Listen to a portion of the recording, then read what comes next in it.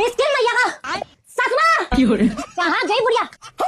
अच्छा यहाँ बैठी है सिंहासन पर कि वह बुढ़िया क्या बोला था? मेरा बेटा हीरा है, हीरा। ये आ गया। ये हीरा नहीं है, ये हीरा नहीं, ये जीरा वाली भुनेरा। मजाक कर रही मम्मी, हंसमुख बहुत है ना। क्या बोला था? मेरी माँ गौ करते जिंदा नहीं मेरे गले में डाल दी तुमने। गलती रहती है। देखो मम्मी, एक हाथ की जुबान निकल गई इसकी। ओह, सपना भी यही बैठा है। क्या बोला था बुढ़िया? मेरी बेटी शानी है, शानी। ये शानी नहीं है, ये चापा की रानी है, रानी। मुझे ये सब बिल्कुल भी पसंद नहीं है।